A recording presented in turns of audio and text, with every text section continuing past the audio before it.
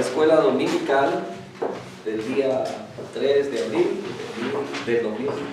1900. Sí. 1922. Me quedé en el siglo pasado. Por eso ya me consideran viejo. No, porque somos del siglo pasado, estamos bien. Bueno, Está joven, porque está en el siglo pasado. Bueno, te digo. Sí, cuando éramos niños y decían que en el 2000 se iba a acabar el mundo. Sí, sí les tocó escuchar eso también. ya estamos los que me dicen que yo no lo creí, mi mamá no lo creía. Sin nada. Mi mamá decía que no. 22. Y luego cuando estábamos ya aquí y llegamos en el 98 y luego que ya iba a llegar el 2000 y todas las expectativas que había, ¿no? El famoso El Y2K, Guate que que se iba bueno, podían haber catástrofes por la razón de que muchas cosas ya eran controladas con computadora, ¿verdad? Y entonces todo lo que era agua, electricidad, o sea, todo, casi todo, aún hasta la bomba nuclear y todo eso. por las computadoras que iban a cambiar numeración. Exacto. Poder. Entonces había bueno, tipo confusión o una expectativa que no sabían. Todo era, mucha gente se proveyó con sus generadores eléctricos, etc. Pero bueno, estamos en el 2022. Vamos a ver, estamos entrando a una unidad nueva, ¿verdad? Una serie diferente, y hay un plan de estudios para este segundo trimestre. Así es que estos 3 meses, casi todo, o más bien toda, los estudios bíblicos van a estar basados en Lucas, el Evangelio de Lucas, y al final, ¿verdad?, toca poquito Hechos. Y la primera comienza con la preparación de Jesús. Quiero leerles un poquito acerca de la introducción de Lucas, que es el Evangelio para todos. ¿Sabía usted que casi cada evangelio de los que fueron escritos, que entran dentro del canon, algunos de ellos, bueno, más bien todos están dirigidos hacia ciertos grupos diferentes? Por ejemplo, Mateo está dirigido a los judíos. El libro de Marcos está dirigido a los romanos, ¿verdad? Casi, bueno, él más pensando en los romanos, pero los romanos son considerados gentiles. También el Evangelio de Lucas, ese está dirigido como en un contexto universal, o sea, para todos aquellos. Ahorita en su introducción vamos a ver algo de ello, ¿verdad? Y Juan está como para los judíos, pero que no viven en Israel, los judíos que son perseguidos, ¿verdad? Es para fortalecer la fe de los que habían creído. Entonces, en la introducción a esta unidad, quiero leerles lo que el libro del maestro trae. Dice que de todos los evangelios, Lucas es el que más se asemeja a una obra de historia. Es el único que incluye un prólogo no formal que describe el método de trabajar del autor y cómo ha usado sus fuentes de información. Además, es el único de los evangelios que incluye información que hace posible fijar la fecha de los acontecimientos. O sea, cuando habla acerca de cómo fueron los días en los que nació el Señor Jesucristo, casi para saber exactamente, es más en Lucas donde se basan para estar seguros de que no fue en un diciembre, sino fue como más o menos como en septiembre, entre más o menos a finales de septiembre, que es cuando nace el Señor Jesucristo.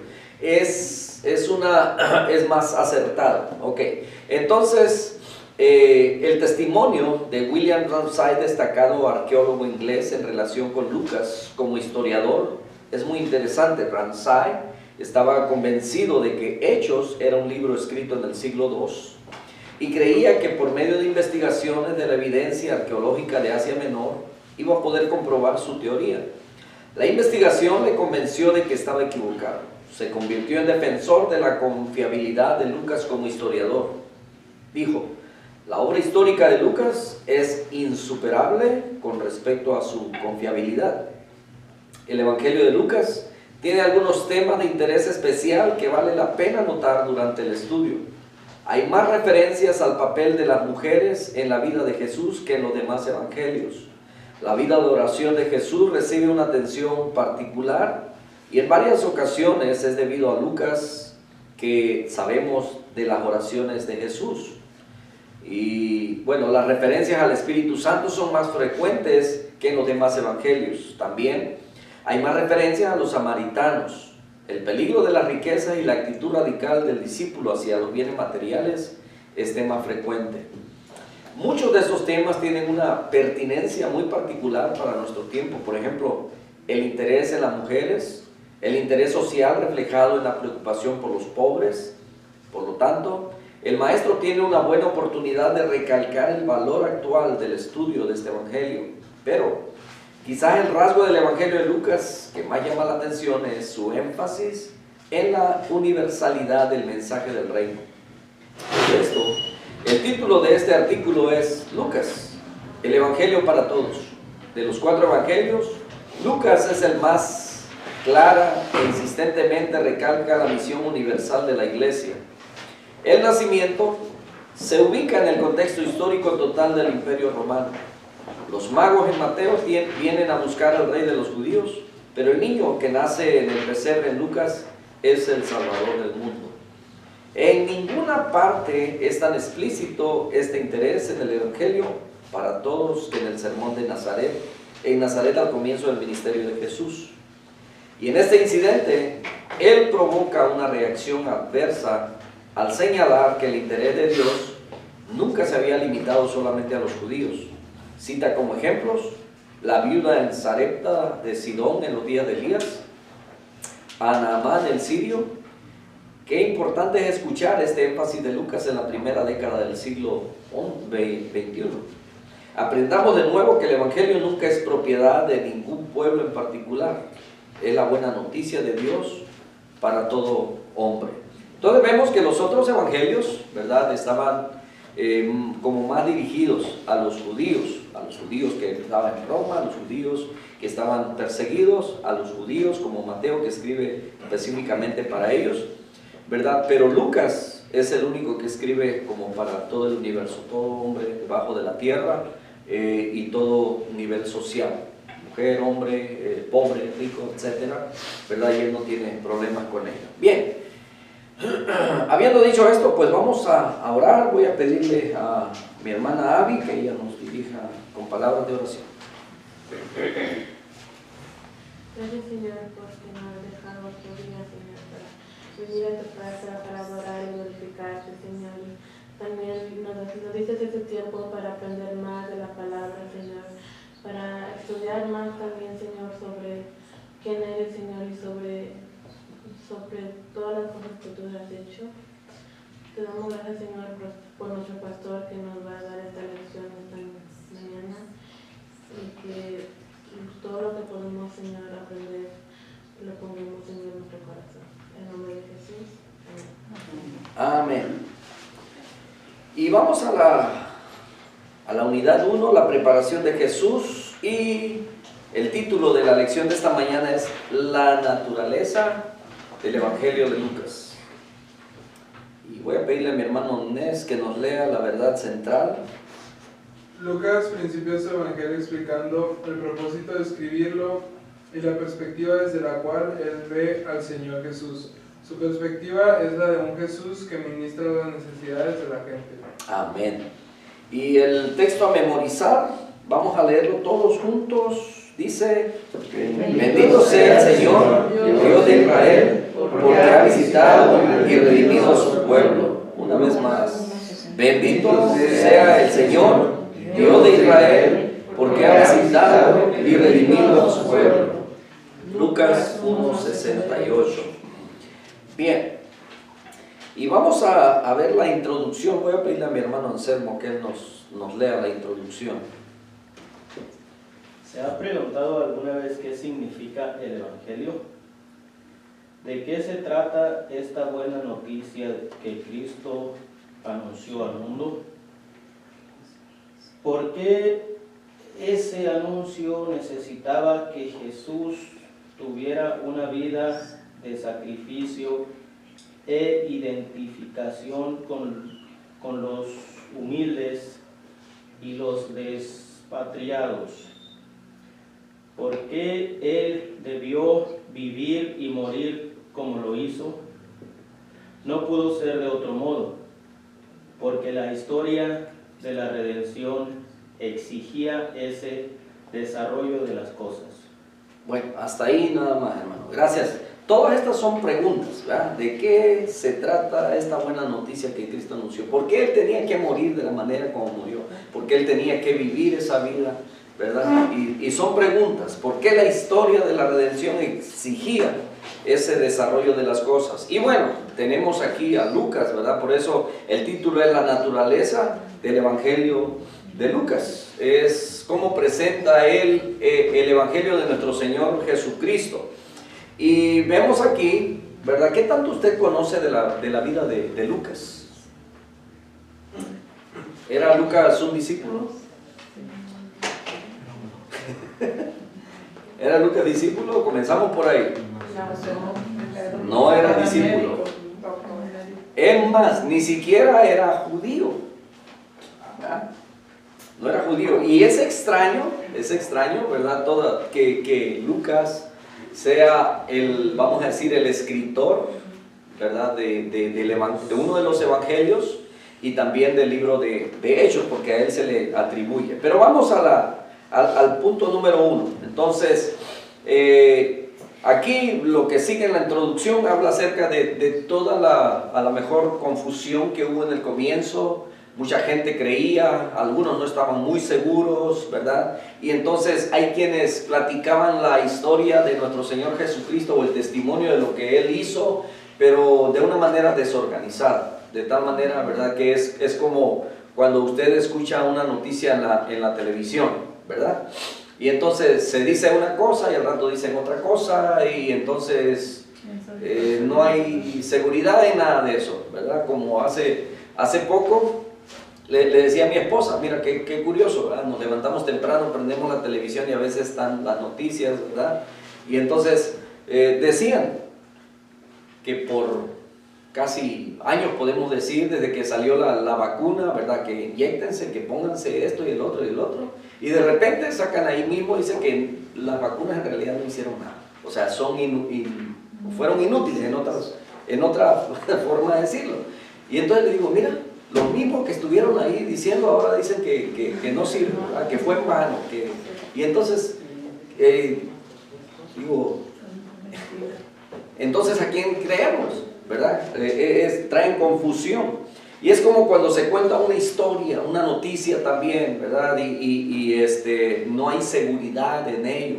Creo, parece, y no hay seguridad en eso. Pero vemos aquí a este historiador, Lucas, que tiene la capacidad, por supuesto que era un hombre estudiado, pues dice que era un médico, ¿verdad? Y si era médico tuvo que haber tenido una buena preparación, de tal manera que se destaca también como historiador porque pone muchas cosas en orden. Dice, el autor de este evangelio, el punto número 1, Lucas, capítulo 1, versos 1 y 2. Hermanita Tere, nos los lee, por favor. Dice, puesto que muchos han intentado poner en orden un relato acerca de las cosas que han sido ciertísimas entre nosotros, así como las transmitieron los que desde el principio fueron testigos oculares y ministros de la palabra.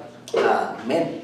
Bueno, según ahí, ¿verdad? Nuestra literatura sigue diciendo que los 4 evangelios son anónimos, pero la paternidad literaria de Lucas, el médico amado, de acuerdo a lo que dice Pablo en Colosenses 4:14, ¿verdad? Dice que acerca de este evangelio, dice que es aceptada por la identidad en el prólogo de ambos, Lucas y Hechos, y por su asociación cercana con el apóstol Pablo. Entonces, Lucas no conoció al maestro, Pablo tampoco, ¿verdad? Y la única vez que Pablo que pudo ver al Señor es cuando tuvo aquella visión, ¿verdad? Cuando dice que yendo a Damasco andaba persiguiendo la iglesia y cae, ¿verdad? En una luz del cielo, un resplandor muy fuerte, y tiene esa experiencia. Y es el único encuentro que tiene con el Señor, ¿verdad? Pero bueno, de todos modos hay ciertas cosas que este autor, ¿verdad? Lucas dice de sí mismo en la introducción al Evangelio. Primero, Lucas no fue el primero que escribió un evangelio. ¿Sabían eso? ¿Sabían que en la Biblia solamente tenemos 4 evangelios? Y a lo mejor hay quienes se preguntan, ¿por qué no dejaron solamente uno? Con uno era suficiente, ¿verdad? Pero, ¿se acuerdan que en la Escritura siempre vamos a encontrar, ¿verdad? Desde el Antiguo Testamento, que cualquier asunto que se iba a tratar, tenían que traer 2 o 3 testigos, ¿verdad? Aún el apóstol Pablo, cuando está reconviniendo a los hermanos de Corinto, les dice, voy a ustedes por boca de 2 o de 3 testigos. O sea, siempre, ¿verdad? Los testigos. El Señor Jesucristo, si ustedes, yo sé que tienen el conocimiento, han leído, ¿verdad? Esta escritura en los evangelios, cuando dice que cuando llegan a la casa de Jairo, solamente pide que entren con él 3 personas, ¿se acuerdan?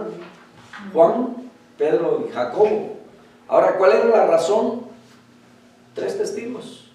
Cuando sube al monte de la transfiguración, capítulo 17 de Mateo, los mismos testigos, 3, ¿verdad? ¿Para qué? Para que dieran testimonio.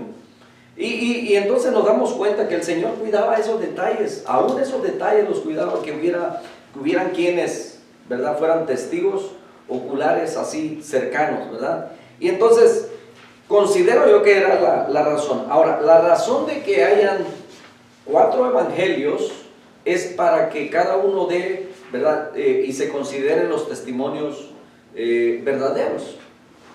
Coinciden.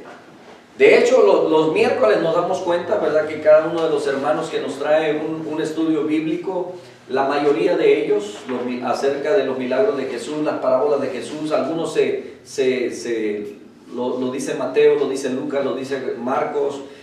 Juan es el que habla muy poco o coincide un poquito menos en lo que son los milagros de Jesús. Hay solamente como unos 3 milagros en los que se relacionan con los otros evangelios, pero estos son como les llaman evangelios sinópticos, o sea que son parecidos. Es como si sucedió algo aquí, ¿verdad? Un suceso, un evento, y entonces viene alguien y empieza a hacer a pedir información, ¿verdad? Un reportero, a pedir a ver cuál es su opinión acerca de lo que usted vio, ¿verdad? ¿Cómo lo vio? Y entonces yo creo que todos, si estuvimos ahí, por ejemplo, pudiéramos preguntar cuántos estuvieron ayer en la boda, ¿verdad? La boda de nuestros hermanos.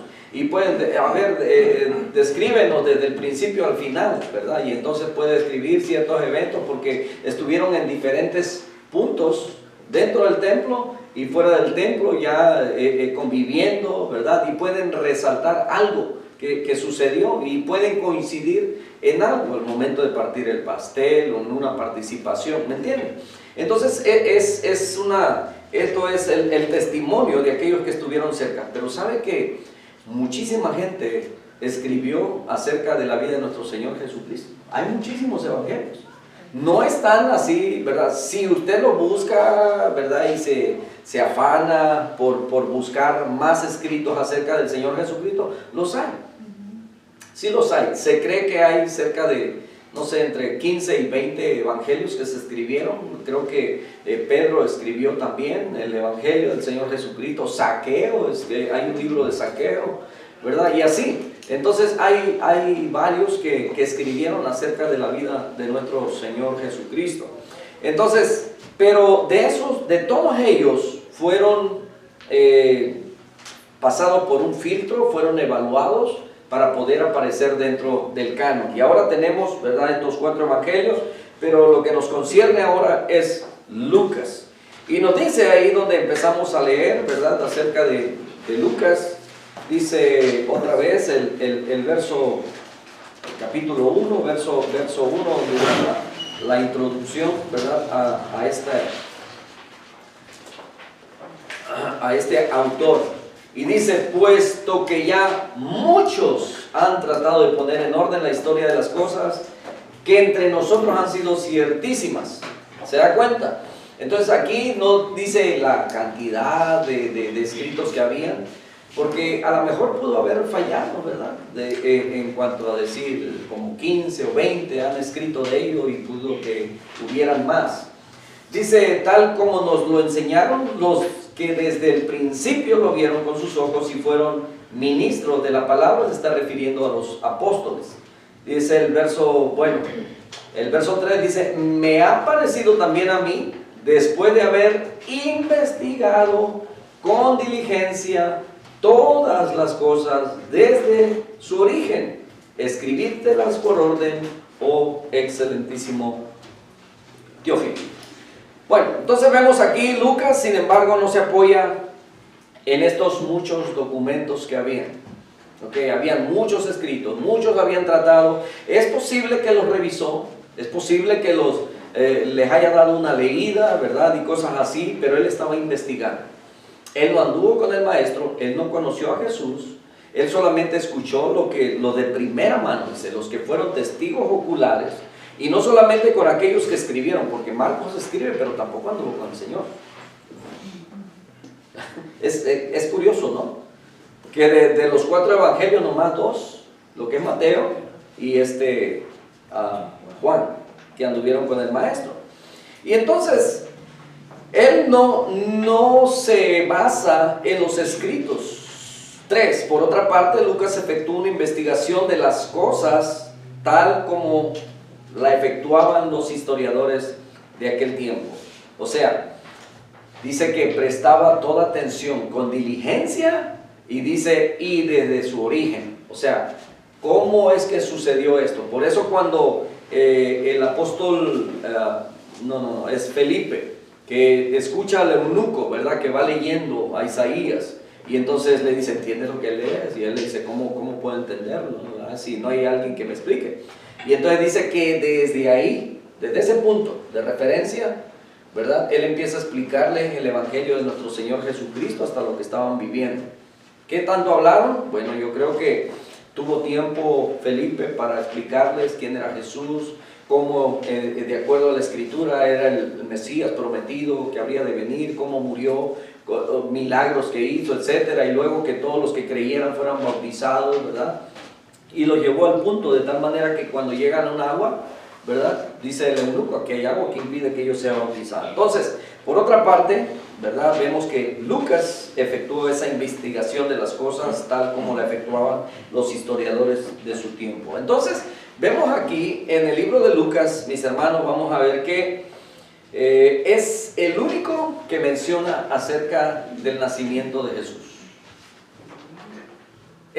Porque es el que investiga.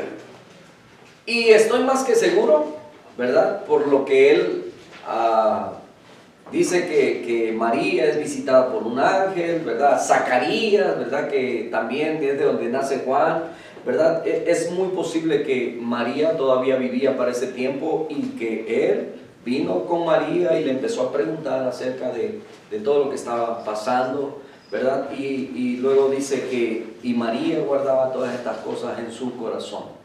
Bien, entonces, 4. Además, y como los historiadores de su tiempo, Lucas usa el método cronológico, puesto que las escribe en orden. ¿Qué pasó primero? ¿Qué pasó después? ¿Verdad? Para llevar un orden de cada una de esas cosas. Entonces, el propósito declarado de Lucas es que su amigo Teófilo, que significa el amado por Dios, o el querido por Dios, o el que ama a Dios, ¿verdad? Porque se puede entender de las dos maneras, pueda conocer bien la verdad. Entonces tenemos aquí una persona con un carácter verdaderamente cristiano que se preocupa de una manera inusual para su época, por detalles de excelencia en cuanto a la investigación y a su producción literaria. Su griego es muy culto, pero por sobre todas las cosas trata de develar el misterio que rodeaba una vida tan fantástica y maravillosa como la de Jesús.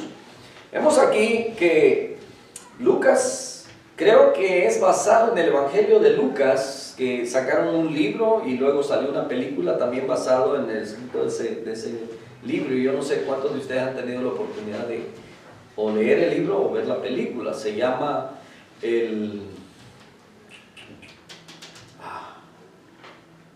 me fue, pero se trata de el caso de Cristo.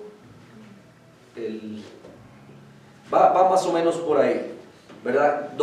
Cómo se investiga el juicio que se le hizo al Señor Jesucristo y cómo hasta hoy en día pues él se encuentra inocente de todo lo que haya hecho, ¿verdad? Entonces voy a buscar ese título, Santiago. Bien, ¿preguntas hasta aquí? ¿Un comentario? ¿Vamos bien? Ok, entonces yo les pregunto.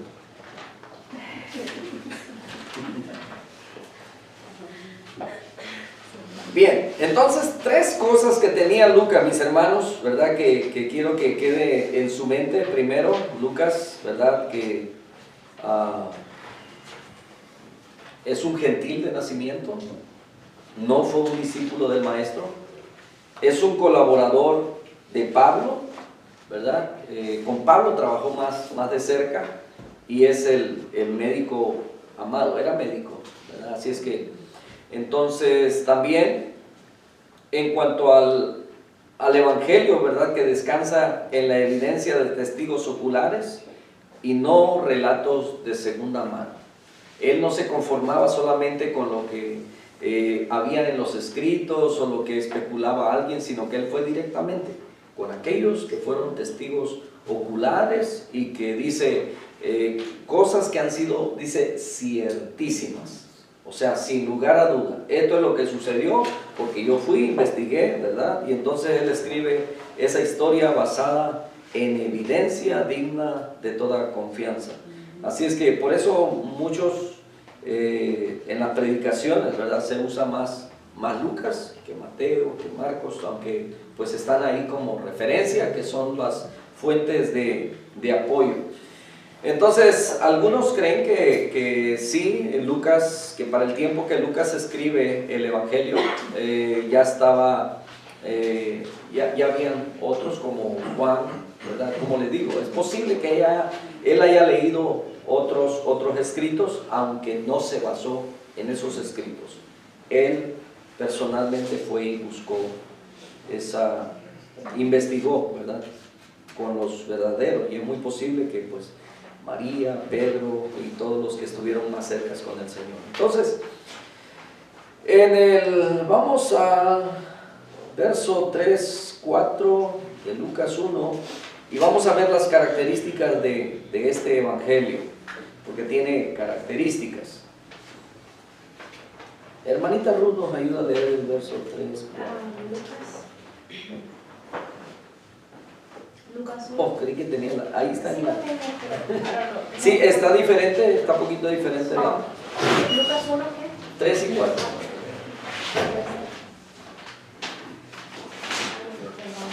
Lucas 1, 3 y 4. Me ha parecido también a mí, después de haberlo investigado todo con diligencia desde el comienzo, escribírtelas en orden, oh excelentísimo Teófilo, para que conozcas bien la verdad de las cosas en las cuales has sido instruido. Amén. Gracias, hermana. Entonces, vemos aquí, ¿verdad?, que él ha investigado y dice que desde el comienzo, o sea, desde su origen, todo va hasta allá atrás, y desde que vienen aquellos, es el que menciona a los magos que vienen desde lejos, ¿verdad? ¿Por qué razón vienen estos hombres? Cómo el niño nace en un pesebre, habla del tiempo, la época, cómo estaba. Más adelantito describe también quiénes estaban reinando en ese tiempo, o sea que da cosas mucho más no acertadas, sino como con más detalles, ¿verdad? Entonces, continuando ahí en la dirección que tenemos, en nuestra guía, dice como los demás evangelios, Lucas también tiene algunas características peculiares que nos gustaría destacar muy brevemente. Y una de ellas, número 1, es el Evangelio para los gentiles.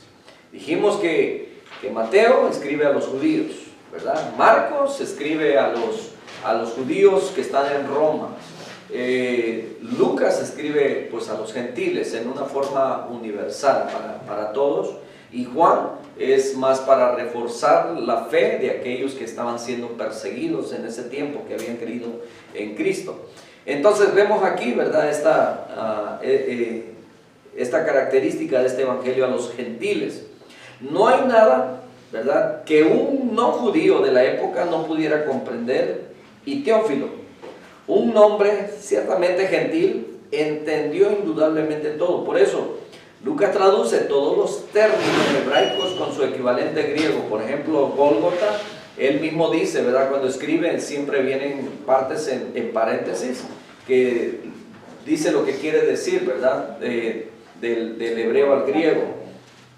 Y entonces vemos aquí que Gólgota quiere decir el lugar de la calavera, cranión o rabí, que es maestro y hace también esos señalamientos, ¿verdad? Entonces es por eso que Lucas es el evangelio que nos resulta más fácil de leer también a nosotros.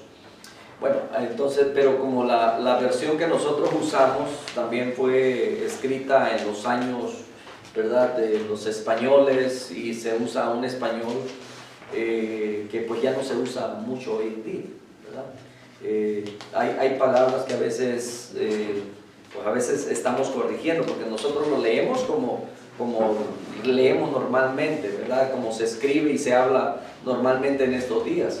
Pero hay palabras que como si creyereis, ¿verdad?, llevan esas terminaciones. Entonces, cosas como esas. Bien, 2, es el evangelio más histórico.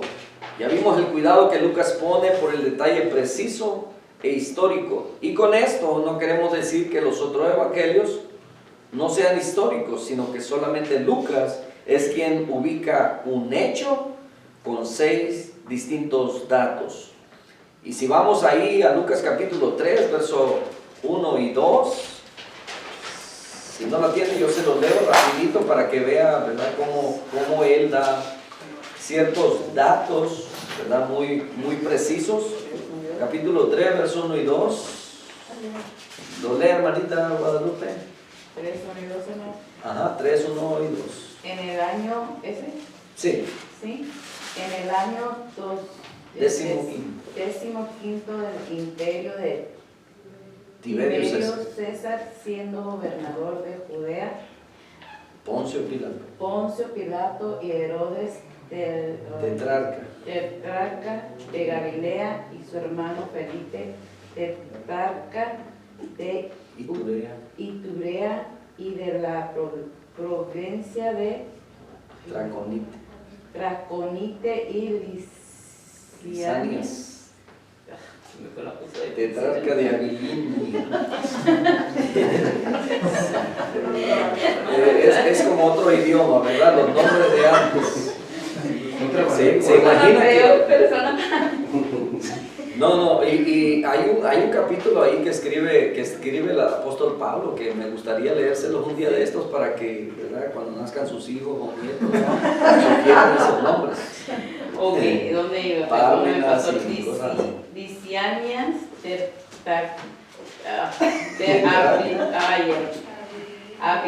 Abilinia, y siendo sumos sacerdotes Anás y Caifás,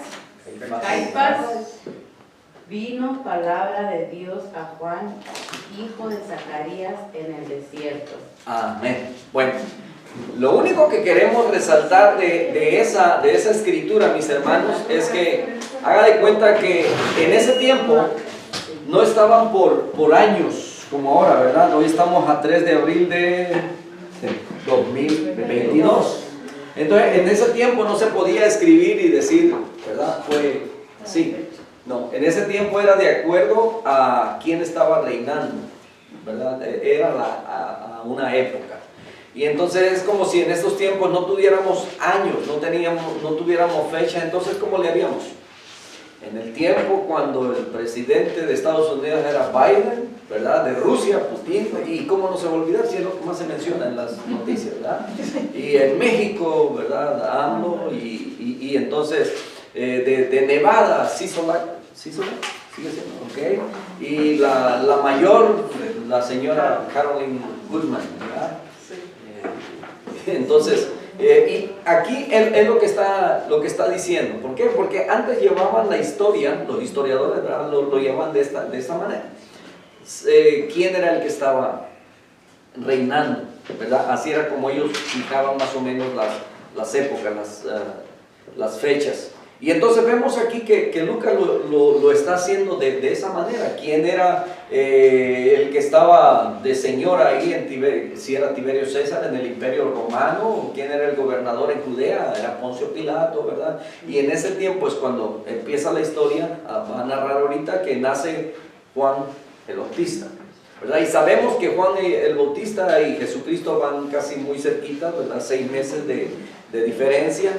Y entonces, para sacar más o menos las fechas un poquito más exactas de cuándo nace exactamente el Señor Jesucristo, ¿verdad? Está relacionado también de cuándo nace Juan el Bautista. Bien, porque ahí menciona, ¿verdad? El 6º mes, cuando visita a María, a su prima Elizabeth, ¿verdad? Y vemos esas cosas. Entonces, ¿vamos bien hasta aquí? Bueno, entonces vemos que aquí en el verso 3, ¿verdad? Había investigado con toda diligencia desde el comienzo. El libro está dedicado al excelentísimo Teófilo. El nombre significa el que ama a Dios o el que es amado por Dios. Y algunos han pensado que es un nombre simbólico. Sin embargo, ¿verdad? La presencia del título honorífico indica que aparentemente se refiere a una persona específica que puede haber sido un oficial romano, aunque el título no tiene que entenderse de este sentido, ¿verdad? Porque puede que fuera la persona que se esperaba que pagara los gastos de editar el libro, pudiera ser alguien más de esa época, o simplemente fuera un excelentísimo Teófilo, quien pudiera ser. Hermanos, cada uno de nosotros. ¿Por qué? Porque somos amados por Dios, ¿no es cierto? Amén. Entonces, siendo amados por Dios y Teófilo significa amado por Dios, ¿verdad? Pero aquí dice que ya había venido siendo instruido, ¿verdad? Y bueno, nosotros también hemos venido siendo instruidos. Así es que, de alguna manera, nosotros somos Teófilos. Bonito nombre, ¿no es cierto? Don Teófilo, ¿verdad? Como Don Teófilo. Y es que hay personas que tienen un nombre griego y no se han dado cuenta que tienen, ¿verdad? Como Sofía. Sofía tiene un bonito, y yo no sé, ¿cuántos de ustedes han investigado qué es lo que quiere decir su nombre? ¿Verdad? El hermano Nes, es Nes Franek, ¿verdad? Que quiere decir milagro de Dios. ¿Sí? Nes quiere decir milagro en hebreo y Franek es libertad en italiano. ¿Libertad? En italiano. Entonces es un milagro libertado. O de milagro está libertado. Bueno, ahí en la composición, ¿verdad? Lo podemos hacer como nos convenga más. Pero sí, hay nombres que la gente ha usado y que a veces se escuchan como Doña Telésfora. Sí, había una señora que llamaba Telésfora allá en nuestro pueblo. Don Leonardo, Don Teofilito, y usamos como, y que en realidad tiene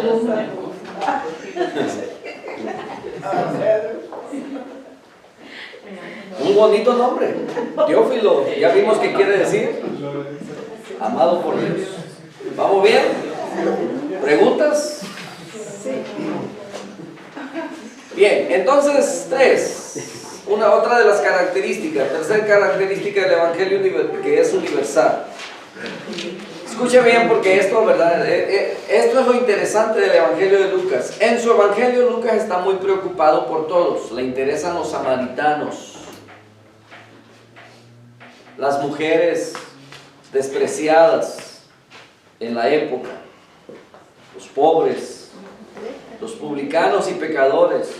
Entonces Lucas está interesado por todos porque está interesado de que toda carne vea la salvación de Dios. Entonces, y que se predicase en todas las naciones, capítulo 24, verso 47. Entonces, este mensaje del cual él era testigo, su propósito, escribe, ¿verdad?, para confirmar en la fe a todos aquellos. Entonces, otras preguntas. ¿Dejaron preguntas? ¿Qué valor tiene la información que provee Lucas? Vea que hay ocasiones en las que nosotros a lo mejor, ¿verdad?, hay preguntas que decimos que a veces tenemos que creer solamente, pero cuando investigamos, cuando buscamos, realmente podemos entenderlas. Mire, por ejemplo, hoy en día el cristianismo nos hemos dejado llevar mucho por la tradición. ¿Sabe usted que ahora precisamente se acerca el día de resurrección? ¿Y sabe que hay mucha gente que considera que el día viernes es cuando Jesucristo muere? Sí, es lo que enseñaron. Es lo que enseña la tradición. Pero no es así. No coincide. Porque el mismo Señor Jesucristo dijo, así como Jonás estuvo 3 días y 3 noches en el vientre del pez, es necesario, ¿verdad?, que el Hijo del Hombre esté en el corazón de la tierra. Entonces, ahora, aquí está. No dice ahí que en jueves, tampoco dice que en viernes, pero aquí dice, es en el Evangelio de Juan, me parece que es donde dice que cuando el Señor va a ser sacrificado, y es sacrificado, dice que al siguiente día era sábado, pero no era cualquier sábado. O sea, no el sábado el día que acostumbraban ellos a adorar, sino que se están refiriendo, porque acuérdense que la fecha que ellos comían la Pascua era desde el 15 de abril. Y entonces, el día que caía Pascua, no importando qué día fuera, ese día era sábado, o era considerado sábado. No sé si me estoy explicando. Aquí en Estados Unidos, usted celebra el Día de la Mamá el segundo domingo del mes de mayo. ¿Verdad que no importa qué día? O sea, qué fecha sea, sino más bien es el domingo, no importa qué día sea. ¿Entiendes? Y entonces, en Israel, cuando se celebraba una fiesta que estaba establecida por Dios, el día que ellos celebraban, ese día automáticamente era día sábado, o sea, día festivo. ¿Me entiende? Y no importa si faltaban 2 días para el día sábado, ellos celebraban ese sábado. Entonces, a eso se refiere la escritura, ¿ok? Entonces, ¿dónde está? Aquí en la escritura, nada más que, pues, como les digo, nosotros nos dejamos llevar por la tradición, y ellos dicen que el viernes crucifican al Señor, y que la razón por la que sacan esos días, que porque en los días judíos, ¿verdad?, son de 12 horas. Tampoco coincide. El Señor dijo 3 días y 3 noches. Y 3 días y 3 noches no hay del viernes, ¿verdad?, para el domingo. No lo hay.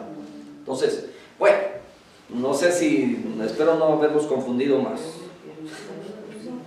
Pero cuando profundizamos en la escritura y buscamos, nos damos cuenta de que todo está aquí. Simplemente que, ¿verdad?, a veces solamente como dijo Lucas, él no se llevó solamente por lo que había escuchado de los escritos de otros, sino que él fue e investigó, ¿verdad?, con todos aquellos. Entonces vamos al punto 3.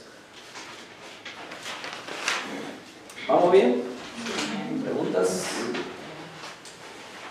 Lucas capítulo 1, versos 67 al 79. Zacarías, su padre, fue lleno del Espíritu Santo y profetizó diciendo: Bendito el Señor, Dios de Israel, porque ha visitado y redimido a su pueblo, ha levantado para nosotros un cuerno de salvación. ¿Cuernos? Sí. En la casa de su siervo David, tal como habló por la boca de sus santos profetas, que fueron desde antiguo, salvación de nuestros enemigos y de la mano de todos los que nos aborrecen, para hacer misericordia con nuestros padres y para acordarse de su santo pacto. Este es el juramento que juró Abraham, nuestro padre, para concedernos que una vez rescatados de las manos de los enemigos, le sirvamos sin temor, en santidad y en justicia, delante de Él todos nuestros días. Tú tu niño, serás llamado profeta del Altísimo, porque irás delante de la presencia del Señor para prepararnos sus caminos, para dar a su pueblo conocimiento de salvación en el perdón de sus pecados, a causa de la entrañable misericordia de nuestro Dios, con la que la luz de la aurora nos visitará de lo alto, para alumbrar a los que habitan en tinieblas y en sombra de muerte, para encaminar nuestros pies por caminos de paz. Amén. Bueno, aquí Lucas se encarga de ir, ¿verdad?, con estas familias e indagar, ¿verdad?, acerca de qué parte ellos tomaban dentro de esta profecía y el cumplimiento, porque vemos que, por ejemplo, Mateo comienza diciendo, ¿verdad?, que en el capítulo 3, ¿verdad?, que Juan estaba en el Jordán bautizando, pero ya habla solamente de cuando él ya estaba, ¿verdad?, siendo profeta y haciendo su trabajo de bautizar, y el Señor Jesucristo viene, y no relatan tanto si eran primos o no, ¿verdad?, qué parentesco o cuándo, cómo, ¿verdad? Pero Lucas se encarga de esa investigación. Juan habla un poquito acerca de Juan el Bautista, ¿verdad?, acerca de la luz, del que vino para dar testimonio de la luz. No era él la luz, dice, pero para preparar el camino, ¿verdad? Y entonces habla, pero tampoco va hasta el origen, ¿verdad?, cómo se relaciona todo eso con la profecía. Sin embargo, aquí vemos que viene con el padre, ¿verdad?, con Zacarías, y bueno, dice Zacarías, dice su padre, fue lleno del Espíritu Santo y profetizó diciendo, ¿verdad? ¿Y qué es lo que profetiza aquí? Dice, bendito el Señor, ¿verdad?, lo que acaba de leer nuestra hermanita Ruth, ¿verdad? Y entonces dice que fue lleno del Espíritu Santo, profetizó. Entonces aquí vemos que había habido un silencio de 400 años en lo que Dios no había hablado al pueblo, ¿verdad?, por su pecado, que se habían apartado, etc. Y entonces aquí hubo una visitación, y eso dice, cuando dice el verso 68, dice, bendito el Señor Dios de Israel, porque ha visitado, dice, y redimido a su pueblo. Entonces ese visitado indica el acercamiento de Dios para bendecir y salvar a su pueblo. Entonces, también dice la palabra, en este caso la visitación se explica también por medio de la palabra redimido. Dios se ha acercado a su pueblo para librarlo y salvarlo. Y cuando habla de un cuerno de salvación, ¿verdad?, que se escucha medio... Porque en la Reina Valera dice, nos levantó un poderoso Salvador en la casa de David, su siervo. Sí, vamos, es que como están usando una versión diferente, ¿verdad?, pero confunde. Entonces la referencia, ¿verdad?, al cuerno de salvación, dice Marshall, que es el que creo que escribe esa versión, dice que la referencia, sin lugar a duda, es a la obra de Dios ya empezada en el nacimiento de Juan y a la concepción del Mesías. Pero el contenido de los verbos indica que Zacarías mira hacia adelante a la redención que todavía no se ha realizado, pero es tan segura como un hecho. Ahora, que el tren de los acontecimientos divinos ha sido puesto en movimiento. Entonces, verso 70, tal como habló por boca de sus santos profetas que fueron de la antigüedad. Vemos ahí en el punto 1, ¿verdad? Jesús, un cuerno de salvación, pero más bien está tan poderoso que los ciegos ven, los cojos andan, los leprosos son hechos limpios.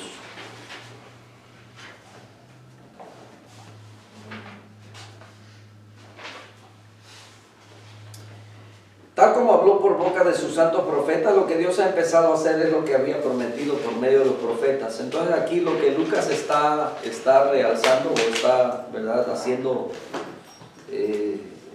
saber es lo que ya estaba escrito, ¿verdad?, para constatar que lo que está sucediendo, los acontecimientos que recientemente habían pasado en Israel, eran el cumplimiento fiel de Dios a sus promesas.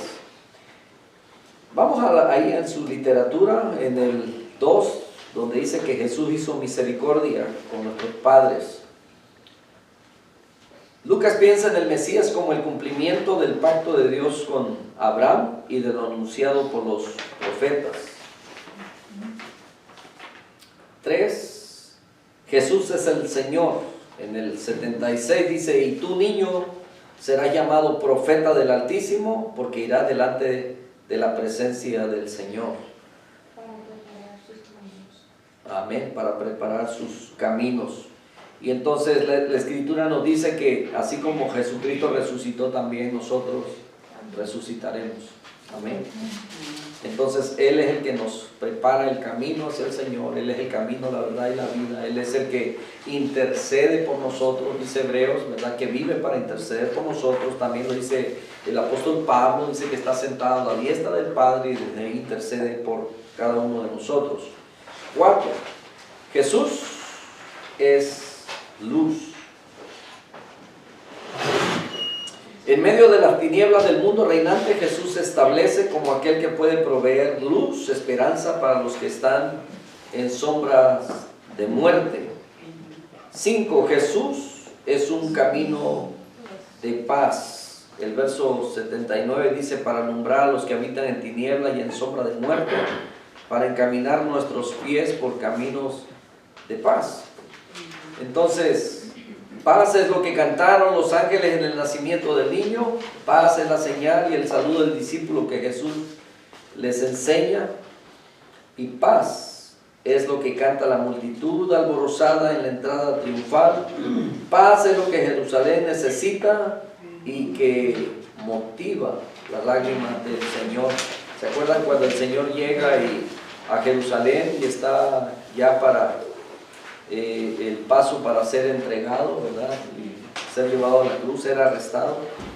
Cuando Él se aproxima a la ciudad, Él hace como una oración con lamento, ¿verdad? Dice, Jerusalén, Jerusalén, ¿cuántas veces quise juntar como la gallina junta sus polluelos, pero no quisiste, mataste a los profetas, ¿verdad?, que vinieron antes de mí, etcétera, y empieza pues a tener y yo creo que estaba muy conmovido el Señor hasta las lágrimas, ¿verdad?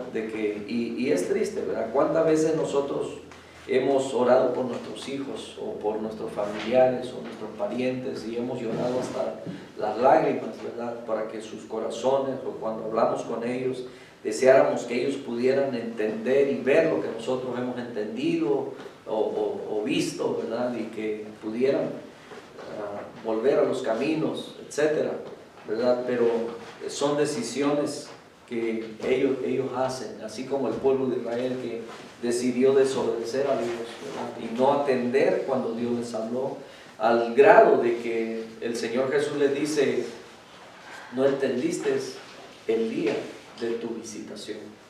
O sea, que Dios estuvo entre ellos, que Dios anduvo entre ellos, que Dios los visitó para redimirlos, y que ellos lo rechazaron, como dice Juan 1:11, que a los suyos vino y los suyos no le recibieron.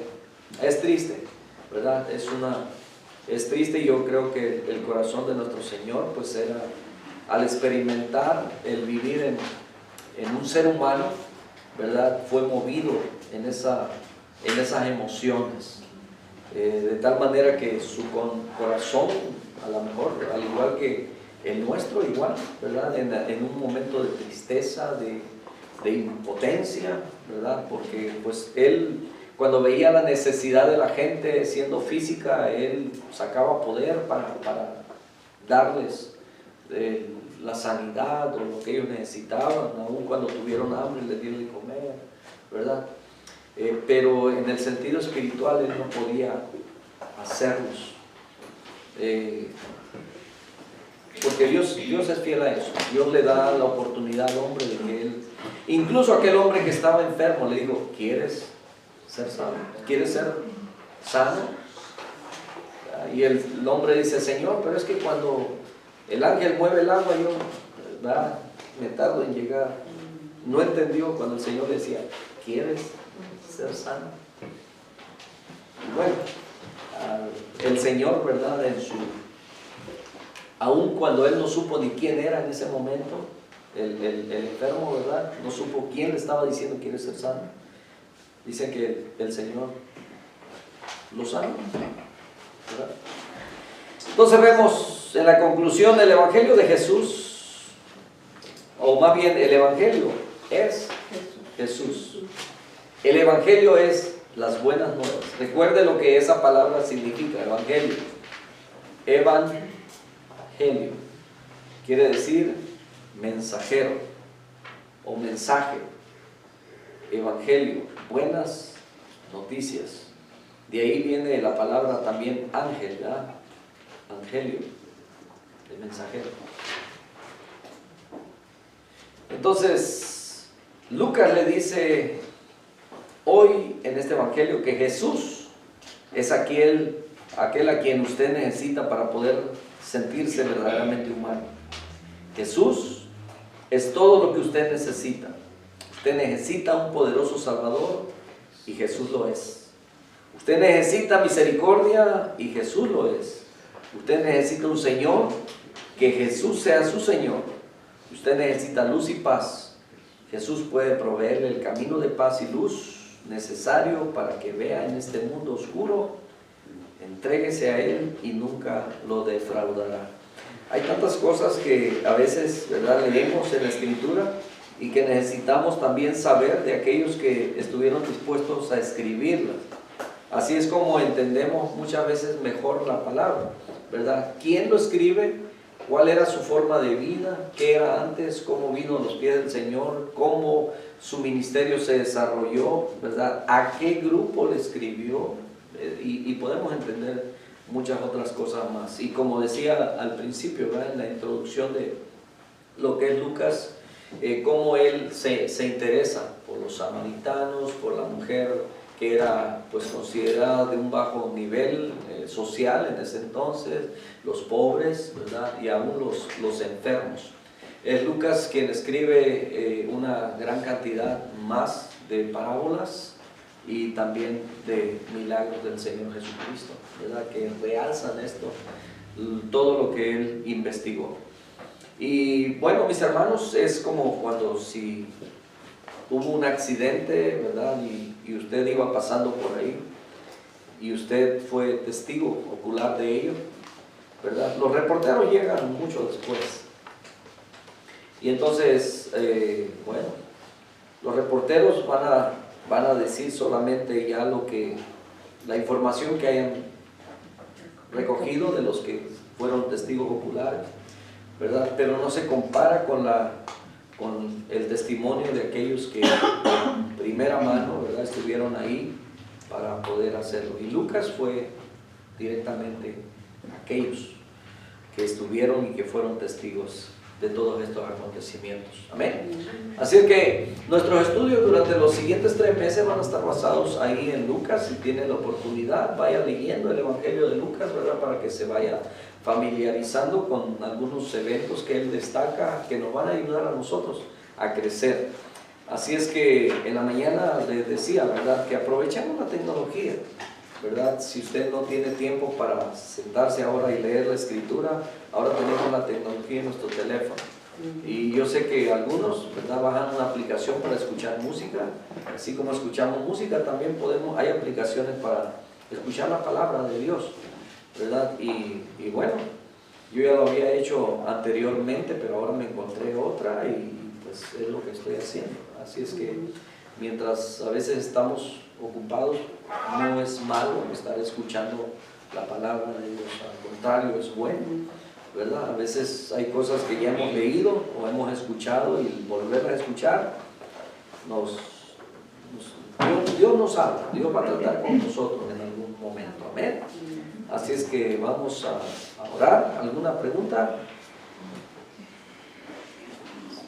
Que desde siempre, nomás lo que escuché, desde siempre hubo gente que amó y persiguió la verdad tanto como él, que no le bastaba con haber oído, sino él iba más profundo de lo que podía para darnos a nosotros ahora, gracias a Dios, tenerlo todo listo acá en la Biblia y poder ser instruidos, ¿verdad? Entonces, así nosotros también ahora tenemos que, para nosotros mismos, aprovechar eso de que a muchos no les costó tanto porque ellos no tenían los medios para poder ir, o nosotros solo abrir una aplicación y ya está todo ahí.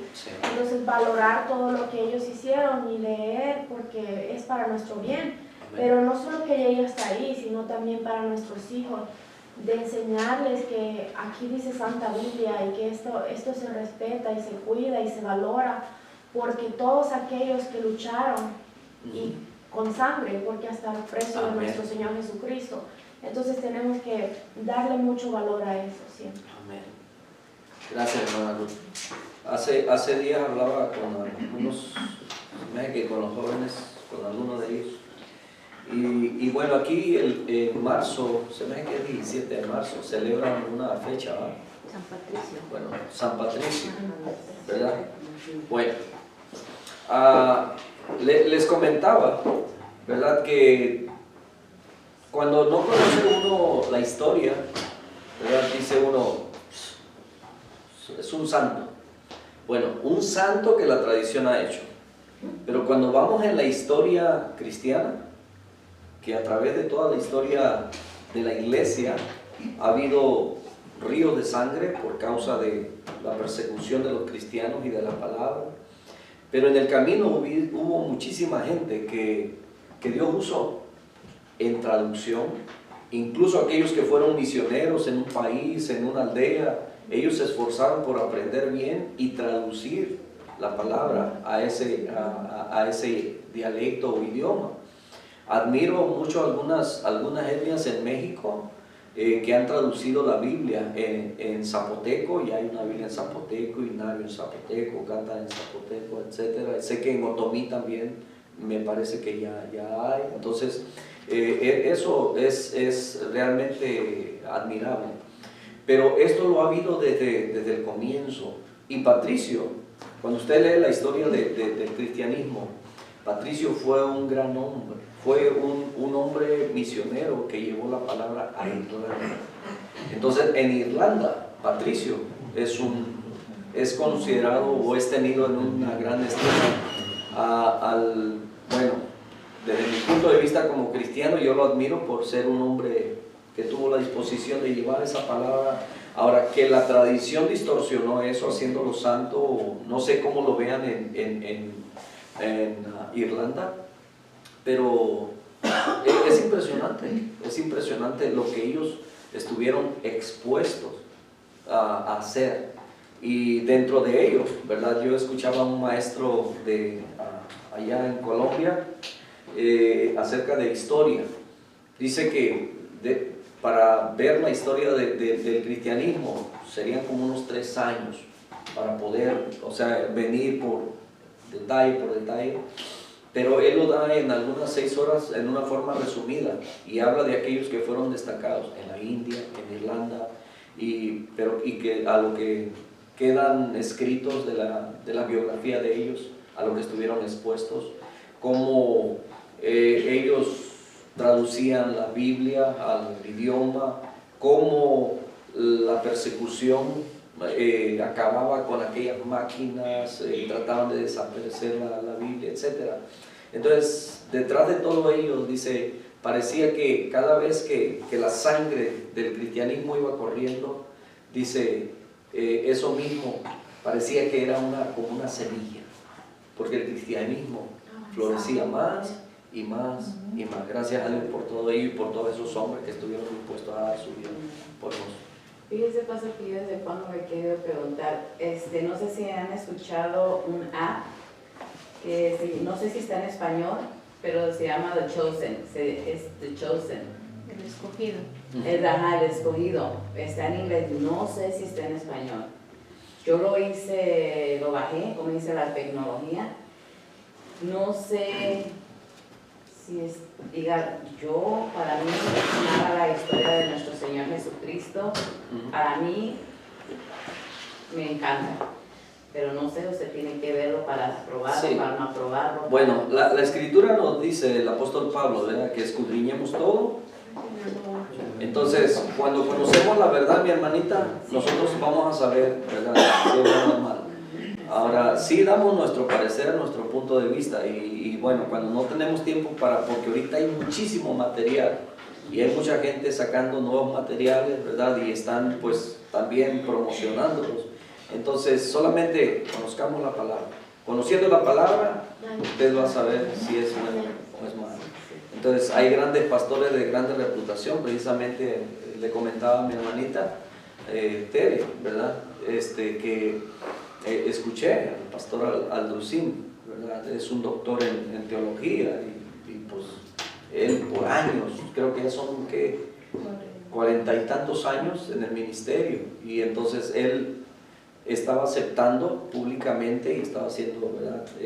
Y le dije, eso es bonito cuando el hombre reconoce su error, ¿verdad? Y dice, he cometido errores doctrinales, ¿verdad? Y él dice, tontamente yo me dejé llevar por esto y esto y esto, y los aclara, ¿verdad? Qué bueno, ¿me entiende? Pero cosas como esas que traen confusión al pueblo, que usted conociendo la palabra, desde que usted escucha algo que la Biblia dice que no puedes ponerle fecha cuando el Señor Jesucristo viene, ¿verdad? Y usted dice, esto no, porque la Biblia misma dice, ¿verdad?, y entonces a veces hasta optamos por dejar de escuchar a esa persona, ¿verdad? Pero el apóstol Pablo nos dice, escudriñarlo todo, retén lo bueno, ¿verdad? Entonces desechamos lo malo.